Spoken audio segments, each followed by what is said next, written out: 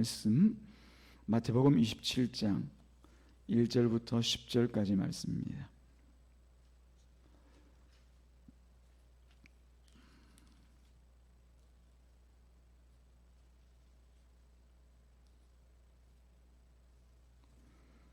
신약성경 48쪽 이하에 있는 마태복음 27장 1절부터 10절까지 말씀을 한 절씩 나누어서 교독합니다. 1절, 새벽에 모든 대제사장과 백성의 장로들이 예수를 죽이려고 함께 의논하고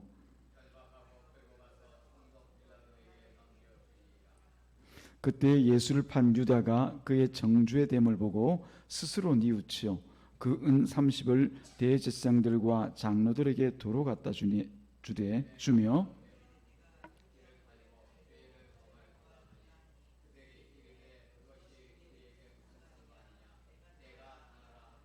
유다가 은을 성소에 던져넣고 물러가서 스스로 목매어 죽은지라.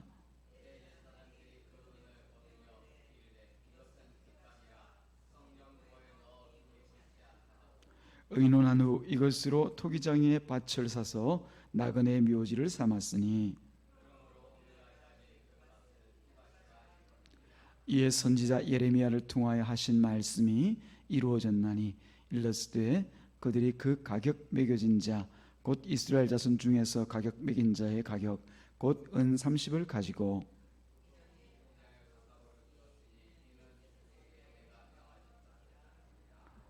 아멘. 하나님 아버지, 오늘도 주님께서 은혜 가운데 불러 예배케 하시면서 이제 또 말씀을 주고자 하시는 것을 감사합니다. 우리가 정한 순서를 따라서 마태복음 말씀을 묵상하고 또 말씀을 은혜를 나누어 나갈 때 주님 이 자리 가운데 계시오니 성령을 따라 주의 말씀을 전하고 듣는 복된 시간 되게 하옵소서. 예수님의 이름으로 기도드리옵나이다. 아멘. 오늘 본문의 말씀은 우리가 지난주에 나누었던 26장 말씀과 계속적으로 연결이 되어져 있죠. 예수님을 중간에 두고 그 한쪽 다른 한쪽 이렇게 해서 그 모습들을 계속 조명해 보이고 있는 것을 알 수가 있습니다. 그 한쪽이라는 것은 어느 쪽이겠습니까? 바로 예수님을 죽이고자 하는 그런 종교 지도자들의 음모가 드러난 그런 장면들이죠. 예수님을 죽이려고 이제 가룟 유다로부터 예수님을 이제 지목하게 하고 군사를 보내어서 이제 예수님을 체포하여 오는 그 사람들과 또 신문하는 그 신문 가운데 그의 정당한 방법으로는 예수님을 어떻게 해야 할 방법이 없으니까 음모를 꾸미는 그런 일들을 보여주고 있습니다. 또 다른 어떤 한편에는 누가요? 예수님의 제자들이 있습니다.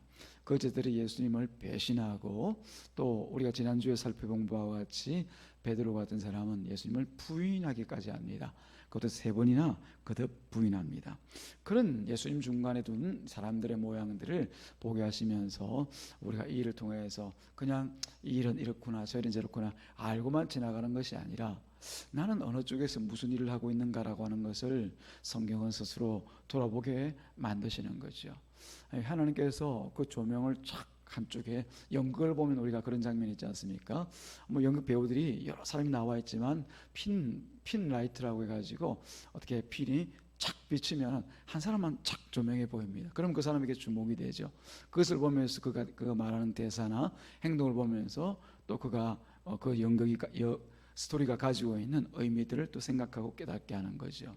그와 마찬가지로 이런 종교 지도자들을 하나님께서 조명하고 비추실 때는 그들을 통하여서 그들 안에 드러나 있는 우리의 모습을 보게 만드시고 또 제자들을 비추시면서는 그 제자들 속에 나타나 있는 그 모습들 가운데 내가 저런 모습이었던가 내가 주님 앞에 저런 모양으로 살고 있었던가 라고 하는 것을 돌아보게 만드시는 그런 귀한 장면들을 연출하고 계신 것이죠. 우리 본문은 27장에 넘어와서 이제 보게 되어지면 마침내 이 예수님에 대한 음모를 다 짜 맞춘 이 장로들이 이제 비로소 빌라도 총독 이 사형할 수 있는 그 권한을 가지고 있는 로마에서 파송되어진 총독이죠. 이 빌라도 총독에게 넘겨주는 장면이 시작되고 있습니다. 그 동시에 제자 중에 한 사람 이 가룟 유다가 이제 행한 일들을 기록하고 있습니다. 양심의 가책을 받았다고 되어져 있죠. 그래서 대제사장들을 찾아가서 자기가 받았던 그 은 30을 이제 두루 갖다 줍니다. 그러면서 이런 얘기를 하죠. 내가 무죄한 피를 팔고, 즉 예수님을 팔고 그 죄를 범하였다, 내가 죄를 지었다, 그런 고백과 함께 은삼십을 이들에게 돌려주려고 합니다. 그런데 그 돈을 받으려고 하던 이 대제사장과 장로들이 은삼십을 도로 가져가라, 그렇게 얘기합니다. 내가 네가 무죄한 피를 팔고 죄를 범하였다. 다시 말했습니다. 가룟 유다가 네가 스스로 와서 행한 이 일에 대하여서 왜 우리에게 그 죄를 넘기려고 하느냐? 네가 행한 일 아니냐? 네가 그 돈 갖고 가라. 왜 우리한테 주려고 하느냐? 우린 받지 않겠다라고 하는 거죠. 대제사장들과 장로들은 그것이 우리에게 무슨 상관이냐? 네가 행한 일이니 우리와 상관없으니, 그 말이죠. 우리와 상관없으니 네가 당해라, 그렇게 얘기를 합니다. 유다는 그 말을 듣고는 곧장 그 은삼십을 그 성소에다 집어넣고는, 던져놓고는 스스로 목매어 죽었다, 그렇게 기록되어져 있습니다.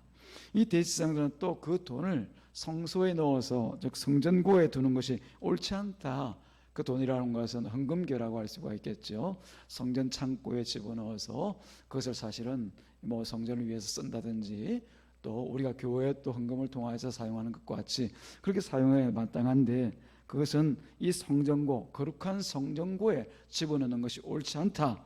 그러고 나서는 이제 그 돈으로 토기장이의 밭을 사서 나그네들의 그 묘지를 삼는 그 일에 사용하자. 그리고 토기장의 밭을 사서 그것을 나중에 나그네들의 그 무덤을 만드는, 무덤을 만들든지 아니면 그 뼈를 파묻는 그런 묘지로 삼게 하였다, 그렇게 기록되어져 있습니다. 자, 이 장면을 우리가 같이 보면서 아마 모르시는 분은 아무도 없으실 것 같아요. 아마 여러 번 대하기도 하시고 또 읽기도 하셨을 텐데, 이 장면을 읽으면서 가장 충격적으로 다가오는 것은 가룟 유다의 자살일 것입니다.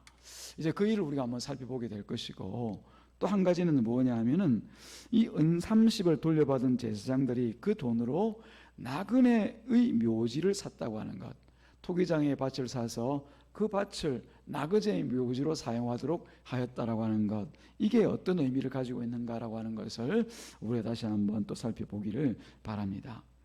예수님의 십자가의 죽음도 그렇지만은 사실 그 제자가 자살을 해서 죽었다라고 하는 이런 사실도 사실은 끄림칙하기는 마찬가지입니다.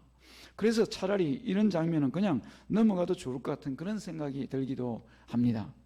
그러나 가룟 유다의 죽음도 사실은 성경에서 굉장히 중요한 내용을 담고 있습니다. 특별히 예수님의 십자가의 죽음 앞에서 가룟 유다의 이런 자살 혹은 스스로가 목매어 죽은 이 사건이 기록되어지는 것은 굉장히 중요한 의미가 있는 것이죠.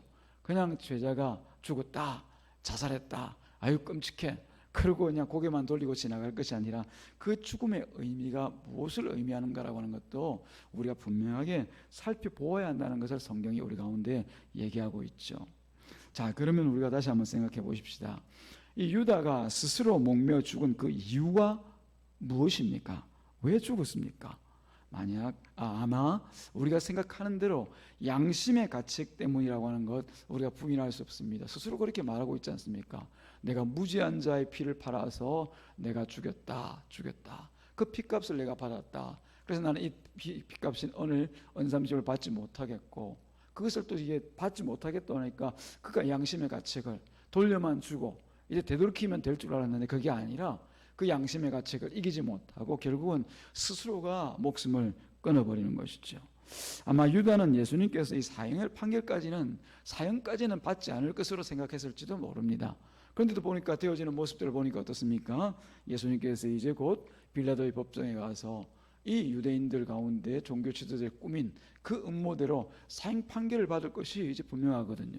또 보니까 예수님께서 당하시는 그런 고초를 이게 듣고 보고 하면서 야, 이건 아니지 않냐, 그런 식으로 자신이 생각하고 가책을 받고 또 자기가 예수님을 이런 자리로 몰고 갔다, 밀어넣었다, 아마 그런 생각 때문에 견딜 수 없는 그런 어떤 심령의 고통을 느꼈을 것입니다. 왜 그렇지 않겠습니까? 그래도 3년 동안 자기와 함께 했던 그런 예수님이신데요, 자기의 스승이었고 또 한편 자기가 따르고자 자기 모든 것들을 또 내려놓고 따라갔던 물론 뭐 자기 속은 다 찾았겠지만 그랬던 예수님인데, 예수님이 자기 때문에 팔려서 죽는다고 생각하니까 그 무게를 견디지 못했던 것 같습니다. 그 반응이 결국은 예수님을 넘겨주는 대가로 받았던 은30을 도로 돌려주고자 했던 것입니다. 그런데 그런다고 해서 자기가 행한 일이 그냥 없는 것으로 되어지는 것은 아니지 않습니까? 사라지는 것은 아닙니다. 유다는 그 가책에 절망하면서 결국은 스스로 목을 매서 아유, 이런 내가 살아서 뭐해? 그러고 죽어버린 것이죠. 앞선 그 베드로와는 크게 대조가 되는 부분들이 있다는 것 여러분 아마 아실 거예요. 어떤 장면들이 여러분 대조가 된다고 생각하십니까?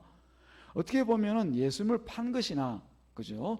은삼집 빨고 판 것이나, 예수님을 부인한 것, 이거 어떻게 보면 여러분들 그것도 한 번이 아니죠. 3번이나 그것도 여종 앞에서, 그리고 예수님을 저주하면서까지 내가 저 사람을 알면은 내 성을 갈지, 내가 사람이 아니다, 그런 식으로 저주하면서까지 그렇게 예수님을 부인했던 것과 예수님을 은삼집에 판 것, 이런 경중을 따지자면 누가 더 크고 누가 작다 이렇게 얘기할 수 있는 걸까요?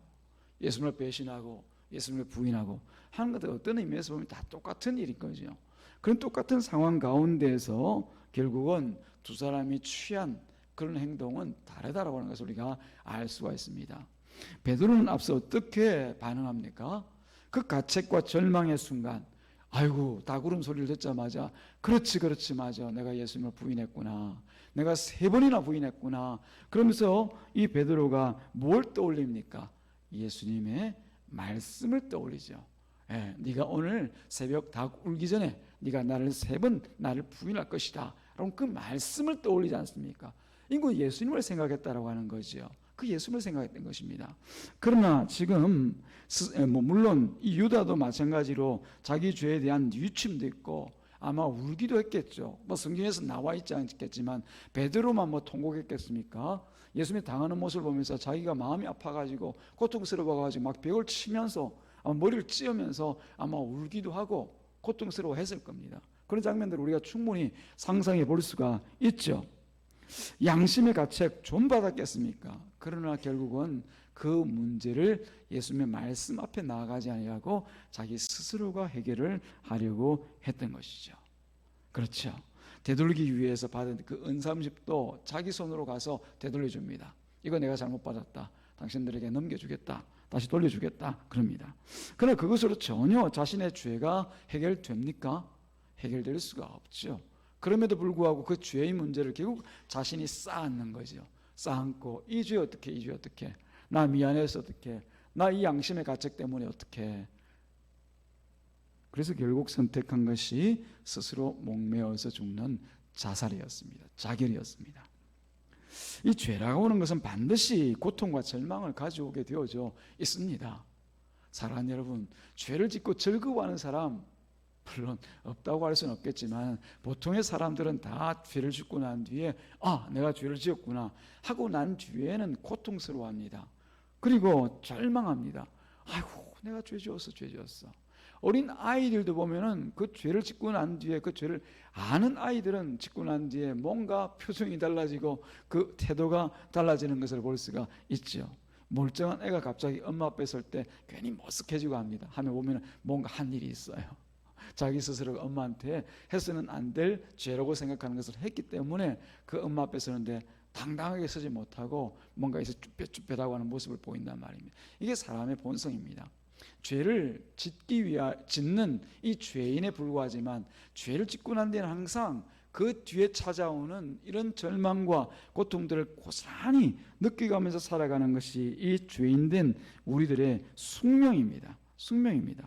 물론 죄를 짓고 살면서도 그 죄가 무엇인지 모르고 사는 사람들이 대부분이지만 말입니다. 유다나 이 베드로처럼 예수님을 팔고 부인하고도 그것이 죄라고 생각하지 못하고 살아가는 사람들이 대부분이라는 말입니다. 그런 사람들은 죄에 대한 고통과 절망 자체가 없죠. 그냥 이렇게 사는 것이 잘 사나 보다 그렇게 살아갑니다. 그럼 우리가 잘 알다시피 죄라고 하는 것이 무엇입니까? 제가 여러분들에게 다시 한번 진지하게 물어봅니다. 죄. 설교 시간만 되면 죄를 얘기하는데 이 죄가 무엇입니까? 도둑질하면 죄입니까? 물론 그것도 죄죠. 예. 가서 여러분들이 남에게 뭐 손가락질하고 욕하고 그런 죄입니까? 그것도 죄죠. 그러나 성경에서 말하는 궁극적인 죄는 하나님을 모르는 것이 죄입니다. 하나님을 인식하지 아니하고 하나님을 바라보지 아니하고 하나님을 모르는 그 자체가 바로 죄인 것이죠. 죄인이다라고 하는 것은 그런 하나님을 모르고 살아간다라고 하는 거죠. 그런 죄 앞에서 죄를 짓고 난 뒤에 우리가 나타나는 그 반응들은 결국은 고통과 절망인 것이죠. 근데 그것을 깨달아 알지 못한 채 살아가는 것이 바로 모든 세상 사람들입니다. 하나님을 모른다고 해서 굳이 양심의 가책을 받았다, 양심이 아프다, 혹은 내가 고통스럽다, 절망스럽다 그렇게 말하지 않습니다. 그러나 하나님의 뜻 가운데 돌이켜 하나님의 성령이 있는 사람들은 그나마 그대로 하나님의 예수 그리스도를 통하여서 그 말씀을 받은 사람들은 그나마 그래도 죄에 대해서 고통과 절망을 느끼고 그 앞에 나갈 수가 있는 것이죠. 우리도 자주 유다처럼 예수를 팔고 베드로처럼 예수를 부인하며 살아갑니다만은, 그리고 그 후에 내가 어떤 반응을 하는지를 잘 들어보셔야 됩니다.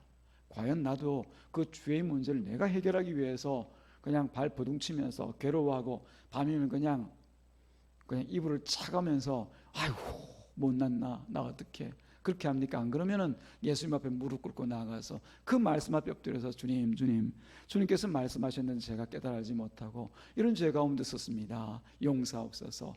내 죄 용서하실 분은 십자가에 죽으시고 부활하셔서 이 자리 가운데 계신 그 피값으로 나를 용서하신 그 예수밖에 없습니다. 그렇게 엎드리십니까?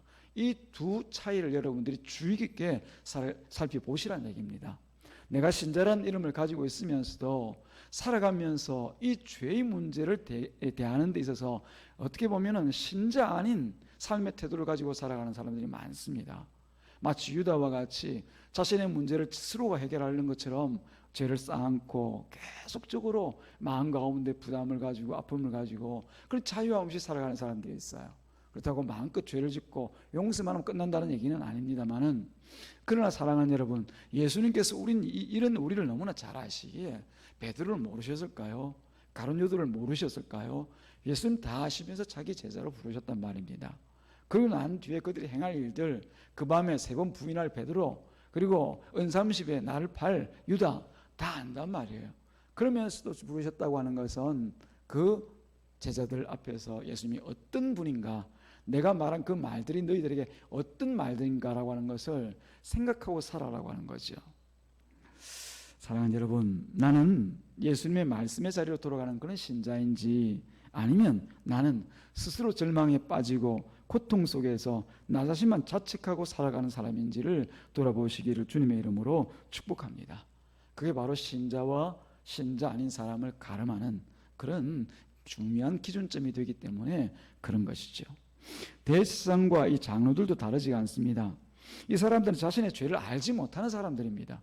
아까 두 사람은 누구입니까? 대표적으로 가룟 유다와 베드로는 자신의 죄를 깨달아 알고, 그러나 그 해결하는 문제에 있어서 진정 예수 그리스도를 따르는 사람인지 아니면 스스로가 책임지려고 하는 사람인지, 예수를 알지만 그 신앙까지 이르지 못한 사람과 신앙의 자리로 나아가는 사람의 차이를 보았다고 하면, 이 대제사장과 장로들은 전혀 다릅니다. 이 사람들은 죄를 알지 못합니다. 유다가 은30을 돌려주면서 내가 무죄한 피를 팔고 죄를 범하였도다 그렇게 고백하지 않습니까? 그런데 이 사람들은 뭐라고 합니까? 그건 네 일이지 나와 상관없다, 우리와는 상관없다 이 얘기합니다. 너희의 죄는, 네가 예수님을 판 그 죄, 네가 고통스러워하는 그 죄, 예수의 피값을 받고 괴로워하는 그 죄는 우리와 상관없다라고 하는 거죠. 예수님께서 붙들리고 죽게 되는 것은 가룟 유다 너 때문이지 우리 때문은 아니다라고 그렇게 얘기하는 거죠. 그런데 과연 그렇습니까? 지금 이 사람들은 처음부터 예수님을 죽이자고 음모를 꾸민 사람들 아닙니까? 때가 될 때마다 저 예수를 어떻게 죽이지, 저 예수를 어떻게 제거하지, 그랬던 사람들이 이 사람들인데, 가룟 유다 앞에서는 나는 예수의 피와 상관없다, 예수님의 죽음과 상관없다 그렇게 얘기하는 거죠. 즉 예수님의 죽음에 대해서는 어떤 책임도 지고 싶은 마음이 없다, 나는 예수와 상관없다 그렇게 말하는 사람들입니다. 어쩌면 우리가 또 그런 사람은 아닌가를 생각해 볼 필요가 있습니다. 예수님의 십자가의 죽음, 여러분들은 어떤 상관이 있다고 생각하십니까? 여러분들은 예수님의 십자가의 죽음, 그 죽음과 예수님께서 흘리신 그 피, 그리고 예수님께서 수모와 수치를 당하신 그런 일들과 여러분 어떤 관계가 있죠? 그건 뭐 날 구원하시기 위해서 하신 예수님의 어떤 퍼포먼스, 어떤 일이지 그게 나와 무슨 상관이 있습니까? 나는 그런 예수만 믿고 그냥 나는 구원받으면 되는 거지 그게 뭐가 큰 상관이 있겠습니까? 제가 뭐 예수를 죽이기나 했습니까? 아니면 제가 예수를 팔기나 했습니까? 예수를 부인이나 했습니까? 안 그러면 뭐 대시장이나 이런 서기관이 뭐 장로들처럼 예수님을 죽이기 위해서 내가 음모를 꾸민 사람입니까? 저 그런 거와 상관없잖아요. 혹시 그런 마음, 그런 생각, 그런 중심으로 예수님을 대하고 있는 것은 아닌지 여러분들이 한번 생각해 보시란 말입니다.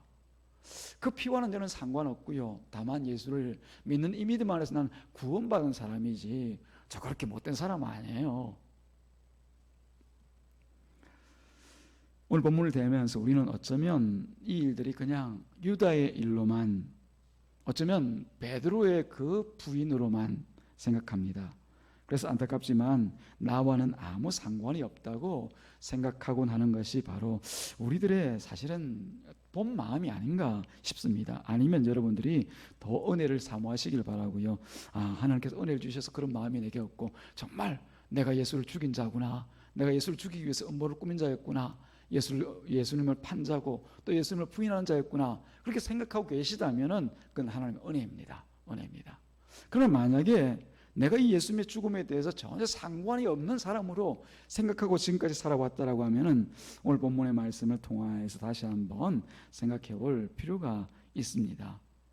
이런 유다에 대하여서, 그리고 제가 말씀드린 대제사장이나 이런 어떤 장로들, 예수님을 음모에 빠뜨려서 죽이고자 한 직간접적으로 예수님의 십자가에 못 박았던 이런 사람들에 대하여서 우리가 단순한 관찰자나 어떻게 보면은 그런 심판의 입장에서 아이고 이 사람들 못된 사람들, 저 유다처럼은 안 살아야지, 에휴 어떻게 저런 사람이 있어, 안타깝지만 참 안 됐어, 이런 입장에서 판단을 해서는 안 된다라고 하는 거죠.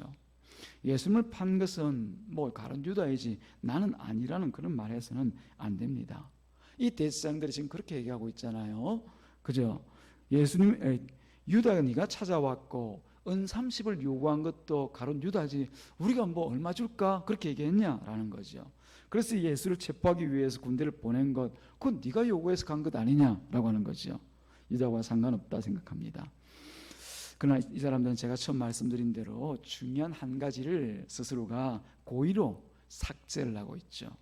제하고 있습니다. 이 사람들 처음부터 예수님을 죽이고자 하는 계획이 있었습니다. 왜냐하면 예수님이 어떤 분인지 생각하고 싶지가 않은 거죠. 처음부터 다시 한번 생각을 해볼까요? 이 유대인들, 특별히 종교 지도자들과 바리새인, 서기관, 장로들, 공회원들, 이 사람들이 예수님에 대해서 어떤 입장이었는지를 여러분 다시 한번 지금까지 성경의 말씀이 쭉 이끌어오면서 제가 여러분들에게 설교를 통해서 나눴던 내용들 통해서 다시 한번 생각해 보십시오. 이들에게 예수는 누구였습니까? 어떤 사람이었죠? 어떤 분이었죠? 예수님은 이들은요 스스로가 율법을 지켜서 이미 하나님께서 원하시는 그 구원의 자리에 자기들이 합당하다고 생각하는 사람들이었어요. 내 의, 그죠? 내 의, 나의 공로면 충분히 하나님의 구원에 들 자이지 나 말고 나의 구원을 위해서 뭔가를 해줄 그 누군가가 필요 없는 사람들이었어요. 필요하다면 그들에게 메시아, 그들 구원할 자가 온다면은 그 구원은 자신의 죄의 문제를 해결하기 위하여서 하나님과 임마누엘을 위하여서 오시는 분이 아니라 자기들을 로마로부터 독립시키고 또 세계 열방 가운데서 강력한 힘으로 제압할 수 있는 그런 능력을 가져서 우리에게 힘을 줄 수 있는 그런 메시아를 찾고 구했던 것이지, 하나님과 진정한 화목을 이루고 화평을 이룰 그런 의의 왕이신 예수 그리스도 메시아를 기대한 것이 아니었잖아요. 왜냐하면 내 의로 충분하다는 것이었어요. 그런데 예수님께서 오셔서 뭐라고 얘기합니까? 너희들이 말하는 그 의라고 하는 것은 하나님 앞에 전혀 의롭지 못하다. 너희에겐 내가 필요하고 나를 통하여서 하나님 앞에 나아가는 그 길 외에는 구원의 길이 없다라고 하는 것을 말씀을 하지 않았습니까? 그래서 예수님께서 그 모든 사람들에게 의에 대하여서 심판에 대하여서 그리고 너희들이 받을 그 판결에 대하여, 너희들이 말하고 있는 그 구원에 대하여서 너희들이 다시 생각할 날이 올 것이다, 그렇게 말씀을 하시거든요. 근데 이 사람들은 두 번 생각하지 않습니다. 예수께서 말씀하시는 그 의가 무엇인지에 대하여서. 왜냐하면 스스로는 의인이라고 생각하기 때문에 그런 거죠. 신자가 빠지기 쉬운 함정이 바로 거기에 있습니다. 나는 이미 의롭다라고 하는 거죠. 나는 하나님을 통하여서 은혜가 없는 의로워졌다라고 하는 거죠. 이미 의롭기 때문에 나에게는 예수가 거저 저 뒤에 계셔도 나에게는 거저 복만 주시면 된다. 아까 유대인들이 뭘 바랬다고요? 힘 있는 그리스도를, 메시아를 통해서 나는 하늘로부터 주어진 그 복과 힘만 얻으면 됩니다. 하나님을 수단으로 생각하는 거죠. 예수를 수단으로 생각하는 거죠. 메시아를 수단으로 생각하는 거죠. 그런데 예수님께서 이들 가운데 오셔서 그 참 의에 대하여서 말씀하시니까 눈에 가시와 같은 거죠. 왜 저건 우리가 원하는 것 주려고 생각도 하지 않고 그렇게 줄 수도 없게 보이구만. 어떻게 갈릴리 지역에서 난처럼 하잘것없는 그런 인생이 우리 가운데 와서 스스로가 그리스도다, 메시아다, 그렇게 말할 수가 있느냐는 것, 눈에 가시가 아닐 수가 없는 거죠. 그래서 제거하려고 처음부터 죽이고 없애버리려고 생각을 했던 것입니다. 그처럼 그 사람들은 이 예수님을 처음부터 아무것도 아닌 것처럼 무시합니다. 대제사장들은 유다가 성소에 던져놓고 난 이 은삼십을 처리하는 과정에서도 이 예수의 피의 값, 다시 말씀 예수님 그 자체가 어떤 분인지에 대하여서 철저히 무시를 해버립니다. 그들은 이 은삼십을 두고 거룩한 성전고에 넣는 것이 옳지 않다고 생각합니다. 그러고 나서 판단하는 것이 뭡니까? 이것은 예수를 파는 그런 돈이기 때문에 어디에? 토기장의 밭을 사서 그 밭에다가 나그네들의 그 뼈를 묻는 묘지로 만들자, 그렇게 판단을 하는 것이죠. 이 은삼십으로 토기장의 밭을 사서 나그네 이 묘지를 삼은 것은 우리가 성경 오늘 말씀해 보니까 예레미야가 말한 바와 같이 그렇게 되어 있습니다만은 성경에 보면 스가랴서에 나와 있습니다. 스가랴서에 보면은 그렇게 표현되어져 있죠. 스가랴서 11장 12절 13절에 보면은 내가 그들에게 이르되 너희가 좋게 여기거든 내 품삯을 내게 주고 그렇지 아니하거든 그만두라. 그들이 곧 은삼십을 따라서 내 품삯으로 삼은지라. 여호와께서 내게 이르시되 그들이 나를 헤아린 바 그 삭을 토기장에게 던지라 하시기에 내가 곧 그 은삼십을 여호와의 전에서 토기장에게 던지고라고 기록되어져 있습니다. 이 말씀은 어떤 말씀이냐면은 이 스가랴가 이스라엘 백성의 목자로서 어떤 목자입니까? 하나님의 말씀을 대언하는 목자입니다. 하나님께서 말씀하시면 그 말씀을 그대로 이스라엘 백성들 가운데 가르치는 그런 목자로서 세워져 있을 때 하나님께서 이 스가랴에게 명하십니다. 너는 이제 이스라엘 백성들에게 가서 너에 대하여서 품삯을 달라 얘기해라. 그래서 이 이스라엘 백성들이 만약 좋게 여기면 네한테 품삯을 줄 것이고 아니면 너에게 품삯을 그만둘 것이다, 주지 않을 것이다, 그렇게 얘기합니다. 근데 그 얘기를 이스라엘 백성들 가운데 가서 스가랴가 얘기하니까 이 사람들이 품삯을 쳐서 주는데 뭐 어떤 값을 주냐면 은삼십개를 달아서 줍니다. 은삼십 지난번에 제가 말씀을 드렸죠, 그죠? 은삼십은 종의 하루의 품삯입니다. 종의 품삯입니다. 종의 품삯입니다. 일꾼의 품삯인 거죠. 이건 곧 여호와께서 말씀하신 바와 같이 그들이 나를 헤아린 바 그 삭슬, 하나님께서는 그 목자에 대한 그 대우를 그 목자에 대한 대우라고 말하지 않고 그들이 나를 헤아린 바, 즉 하나님을 헤아려서 그 삭슬 토기장에 던지라, 그렇게 얘기를 합니다. 이것은 곧 이스라엘 백성들이 자기의 목자들에 대한 그 대우가 어떠했는가를 보여주고 있는 것이죠. 그들이 품삯을 매겨주되 얼마를 쳐서 준다고요? 그들 가운데 있는 종의 품삯을 매겨서 주더라라고 하는 겁니다. 사실 그렇습니다. 이스라엘 백성들 가운데서 선지자가 일하기 좋은 환경은 한 번도 없었던 것으로 여러분들이 아시면 됩니다. 왜냐하면 하나님께서 선지자들 그 땅 가운데 보내실 때 그 땅의 형편은 이미 하나님의 말씀에 있어서 무뎌지고 혹은 부패하고 타락하여서 하나님 말씀 듣지 않는 세대에 하나님께서 선지자를 보내거든요. 그래서 선지자가 하나님의 말씀들을 전할 때 보면은 이 선지자가 항상 보면은 취급을 못 받습니다. 취급이라는 표현이 어떨지 모르겠지만 다닐 때마다 사람들에게 손가락질 받고, 또 어떤 면에서는 그냥 형식적으로 아이고 저게 선지자라고 저러고 있는데 그래 우리가 인정해줄게 하고 싶은 말 해라, 그러나 나는 안 들을래 하는 게 바로 그 당시의 선지자들의 예우였고 또 처우였습니다. 예레미야도 그런 처벌을 당하지 않습니까? 아무리 하나님의 말씀을 들고 이스라엘 백성들 가운데 나아가도 그들이 듣고 심령을 쪼개는 그 말씀을 통하여서 찔림을 받고 돌아오는 것이 아니라 오히려 그 손가락을 펴서 예레미야를 향하여서 뺨을 치고 예레미야를 우물에 빠뜨려 죽이고자 하거든요. 듣기 싫다는 거거든요. 이와 같이 하나님의 값이 그들 가운데 은삼십밖에 안 된다는 거예요. 은삼십밖에 안 된다는 거예요. 곧 종의 값, 일꾼의 값, 그게 지나지 않는다는 것을 보여주는 것이죠. 이와 같은 일들을 이제 이 대제사장과 그리고 그 가운데 함께하던 공회원들이 하는 겁니다. 토기장이 밭을 사서 그대로 예언된 대로죠. 저희 음산십으로 토기장이 밭을 사서 거기다가 무엇을 조성합니까? 나그네들의 묘지를 조성합니다. 이게 참 의미가 심장하죠. 그 밭을 아름답게 꾸며서 뭘 하는 것이 아니라 그 밭을 하찮게 생각하는 거예요.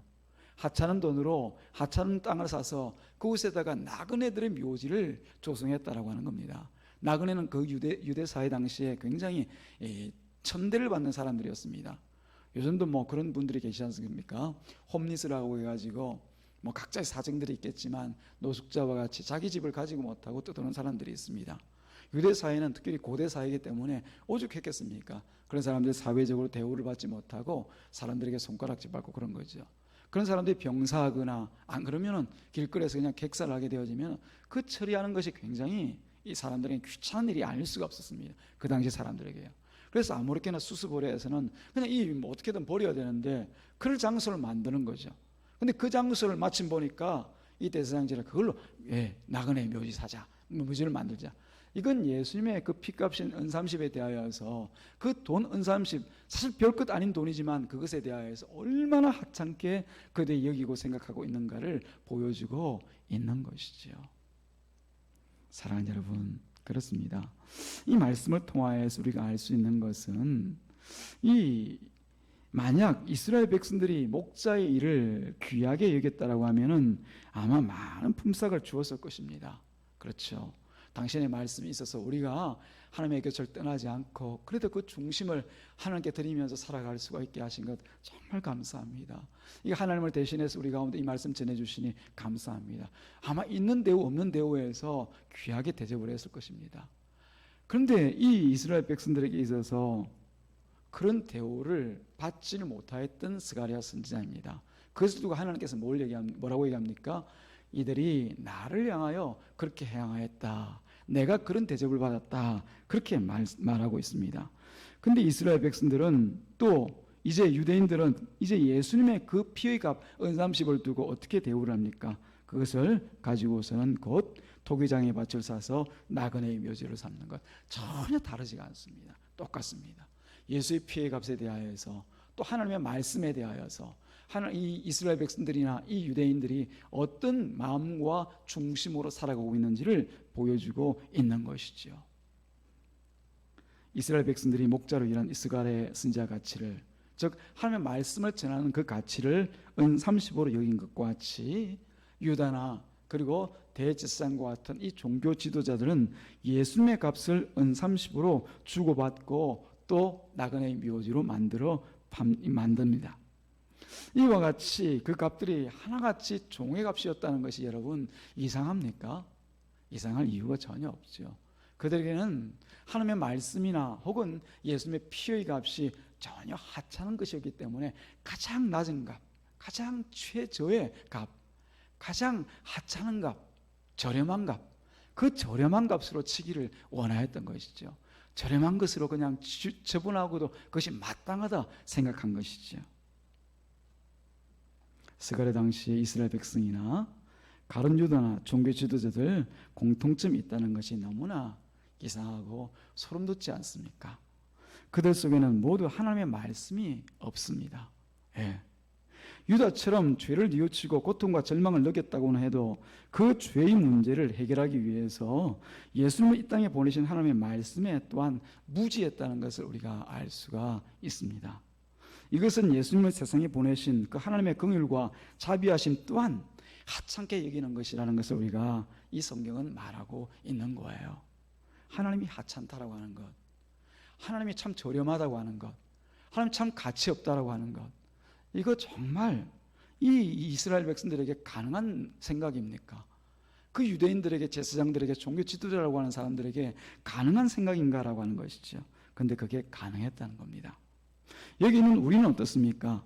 우리도 하나님의 말씀을 듣고 또 예수 그리스도의 피의 값으로 이 자리에 나와서 예배도 드리고 또 예수를 그리스도라고 말하고 또 주님의 몸된 교회에서 이 모양 저 모양으로 봉사하고 함께 또 주님께 주신 그 사명을 따라서 살아가고자 합니다. 우리는 이 주님의 말씀과 예수 그리스도의 핏값에 대하여서 그 가치를, 그 값을 어떻게 여기시고 있는지 분명하게 여러분들이 답할 수 있어야 될 줄로 믿습니다. 최소한 하찮게 저렴하게 여겨서는 안 될 줄로 믿습니다.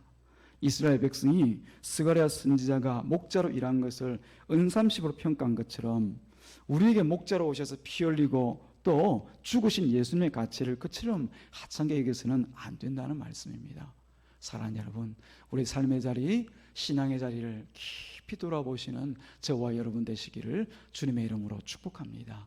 우리 주님은요, 살아계셔서 우리가 하는 말이나 우리 마음속에 있는 이 중심들을 다 살피고 계셔요. 진정 그 피의 값은 세상 어떤 것을 주고도 살 수 없는 고귀한 값이고, 예수님의 말씀, 그 말씀과 함께 동행하여 살아가는 우리들조차도 이 세상에서 가장 귀하고 초귀하다는 사실을 여러분들이 생각하신다고 하면은 우리가 가장 중요하고 고귀한 것이 무엇인지를 날마다 입술로 고백하고 살아갈 수 있어야 될 줄로 믿습니다. 예수 외에는, 오직 우리 주님 외에는 귀한 것 없음을 아시고 그곳에 가치를 두고 살아가는 저와 여러분 되시기를 주님의 이름으로 축복합니다. 기도하겠습니다. 하나님 아버지 감사합니다. 오늘도 주님께서 우리를 사랑하셔서 이 저녁에 부르시고 또한 예배 가운데 말씀을 통하여 주의 뜻을 또 다시 한번 생각하게 하셨으니 감사합니다. 주의 뜻을 따라서 예수님의 피의 값, 예수 그리스도와 하나님의 말씀을 날마다 세상에서 가장 귀한 것으로 여기고 살아가는 우리가 되게 하여 주옵소서. 예수님의 이름으로 기도드리옵나이다. 아멘. 주보를 참조하시고요. 교회 소식은 내일 모레부터 금요일부터 우리 주일학교 여름 성경학교가 진행된다는 것 여러분 기억하시고 또 기도하시고 또 여러분들이 또 격려해 주시고 또 함께 해주시는 그런 시간이 있길 바랍니다. 다 같이 찬송 380장 드리고 난 뒤에 축도로 예배를 마칩니다. 380장입니다.